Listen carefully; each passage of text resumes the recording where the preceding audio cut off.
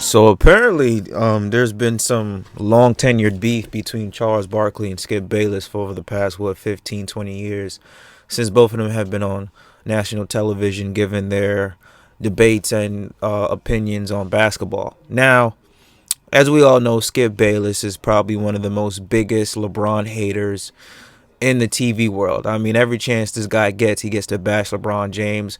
And this is kind of funny coming from a guy who never played basketball on any type of professional or competitive level. And so when you give people a platform like that on television to say anything that they want, they feel that they are, protected and unreproached from criticism and from criticism themselves. And so it's kind of interesting to say, well, you've been saying a lot of you've been bashing, saying a lot of criticism of a certain basketball player, LeBron, and he's been critical of other players too. But when the energy, when the criticism, when the hatred is spewed back your way that you've been spewing at them, you can't handle it. And so I've been seeing and reading on Twitter that Skip apparently went on his podcast, the Skip Bayless show, and basically talked about how Charles Barkley wanted to kill him, and that, his wife Ernestine fears for his life because, she's afraid that he's going to send the mafia on me and take me out the game, so and so. Most of this stuff, I don't buy none of it. It's all, BS at the end of the day. But I wanted to see what he had to say because I don't watch the Skip Bayless podcast. I mainly watch Undisputed just to see what Shannon Sharp got to say. And I don't agree with all of what Shannon says. It's just mainly entertainment because we all know with those type of sports debate shows, one person has to be the protagonist and the antagonist. They said, okay, we want you to agree and disagree. Most of the times, if you got two guys always agreeing on stuff, it doesn't make for good TV. It doesn't make for good dialogue. It doesn't make for good confrontation. Confrontation and controversy creates cash. So let's see what Skip Bayless had to say about that on his podcast. This is straight from his YouTube channel. And let's see what else he got to say about his long tenured beef with Charles Barkley. For about 15 years, on all kinds of national TV platforms, Charles Barkley has regularly and relentlessly said he would like to, and I quote, kill me. Again and again and again, Charles has said he would like to kill me. Yeah, he did say that. He did say that. And Charles Barkley has not been joking when he has said this. Oh, my God. He says it like he means it. Oh, my God. See, hold up. I got to pause this. See, this is what we're talking about, where you have old heads just saying shit for television, for ratings and views and clicks. Do you know how many outrageous and egregious stuff Skip Bayless has said about LeBron James? Most of the time, or about other professional athletes, most of the time, I don't think he even means it. Number two, he would never say that in front of their face because he knows that they will beat his ass. And number three, you're like, well, hey, a almost 60-year-old man who's been on television for more than he's been playing tells me that he's gonna kill me, that he doesn't like me. Now all of a sudden it's a threat and we got to get the cops involved. I think he was serious. If Charles Barkley was serious about killing Skip Bayless, I think that calls for police involvement. Like, come on now, just stop it. Life. Come on, man. We can go all the way back to the days of the late night shows. Jay Leno, David Letterman. Oh, now he's quoting a comedian. Charles late Barkley night would show. Often do those Come shows. on, bro. And numerous times he said on those national TV Come on, man. Do better. He's reaching. Like he's reaching. You're reaching. Straight faced. And of course, the hosts, Leno and Letterman, laugh because we all know Charles can be naturally very funny.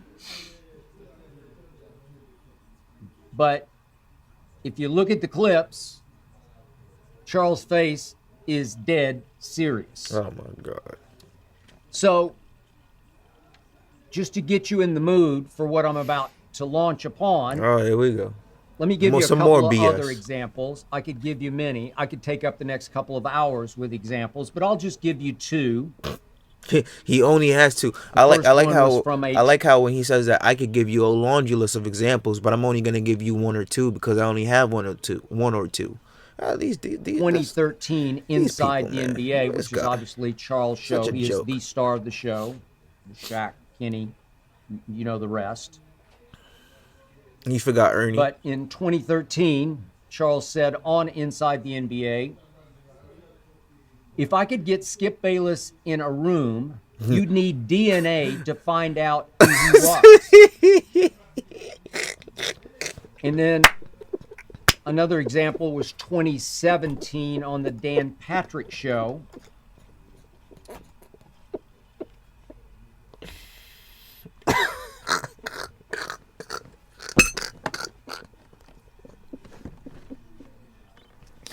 I'm sorry, yo, that is mad funny. Yo, he really said, if you got me and Skip in a room together, you would need DNA to find out.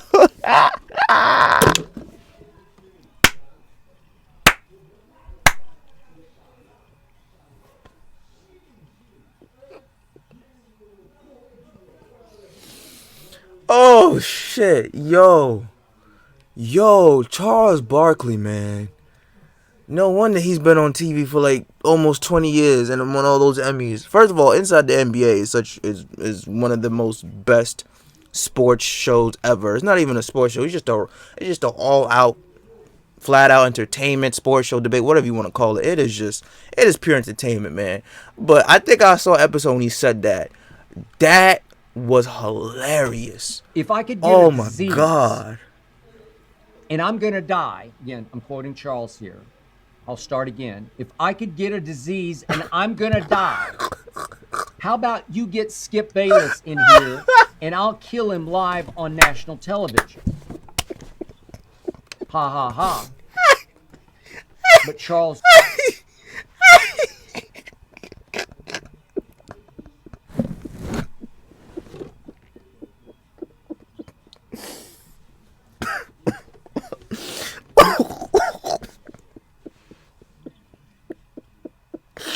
Yo, I think I saw that video too. Oh my God. And yo, the funny thing is, that sounds like something Charles would say. Oh man. But no, oh my God, I'm sorry. But how these journalists, how they quote certain things, they put more of a like, a negative connotation to it. But come on, man. They'd be like, well, look, he said he would do this. Oh my God. For about 15 That's years, funny. On all kinds wait. of national I TV. skipped. There we go. I skipped forward. All right, let me go back. Naturally, very funny. But if you look at the clips, Charles' face is I kind of skipped around, so dead serious. the video went back, but yeah.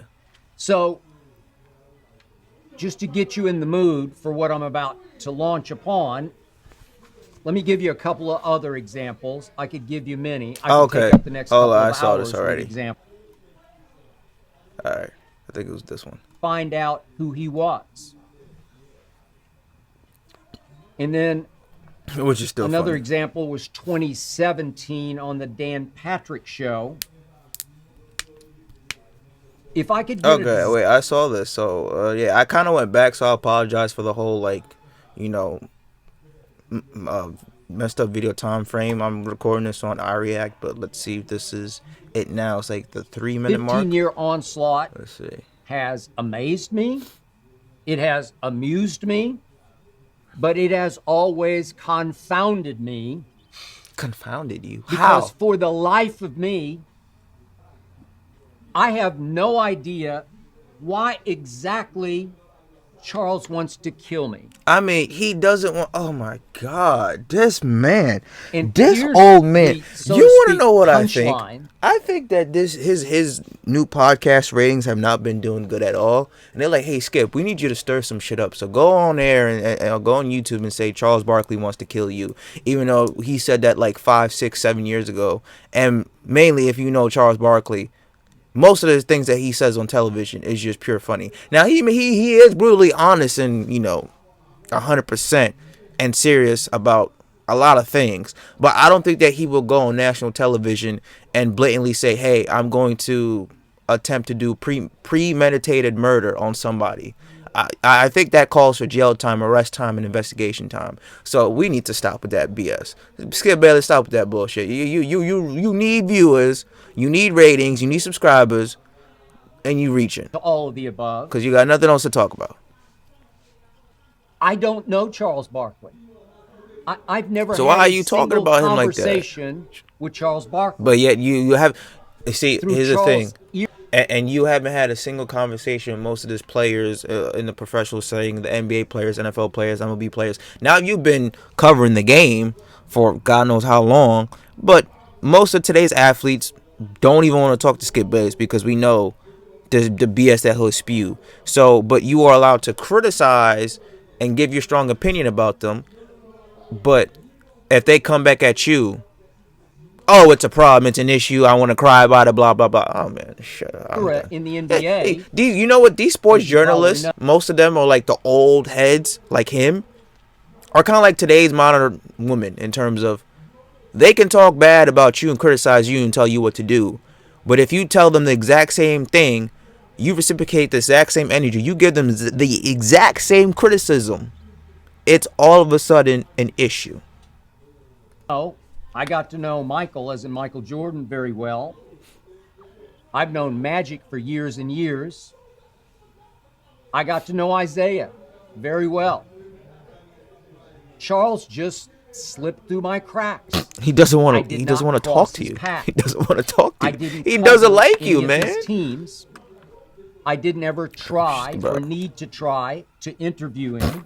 I think he didn't want to. I think he didn't want to Barkley. interview you. He didn't want you to interview Around a lot of other stars, but not Charles. Oh God. To my knowledge, I could see why this got a huge dislike to like ratio. Or said a single word, anything negative about Charles that would make him want to somehow reduce me to only my DNA cells. I do not hate Charles. I watch Charles. I like Charles on television. He is very funny. He is. He's hilarious. Naturally, very funny. Some of the stuff he says can be clownish, but for the most part, really Charles is gets funny. or knows basketball, but I'll get to that in just a couple of minutes. Hold on. Time out. You talk about. I'm not even gonna address that. That's common sense. But That's I do like him on television. And just for the record, there's never been any remote sort of personal issue between us because there's no relationship, but there's no back. Exactly. So no see, look, he just contradicted himself. So if there's no personal vendetta, no personal beef, no personal relationship, why are you addressing it like it's personal? If the man jokingly said, "Hey, I'll kill you because of all the stupid stuff that you said on air about these athletes," why are you addressing it like it's a personal matter? Crickets. Okay. And I hope you enjoyed All right. that Well, video. I didn't enjoy the video. Skip, you're reaching. That's it for this. Like, subscribe. I'm out of here. Peace.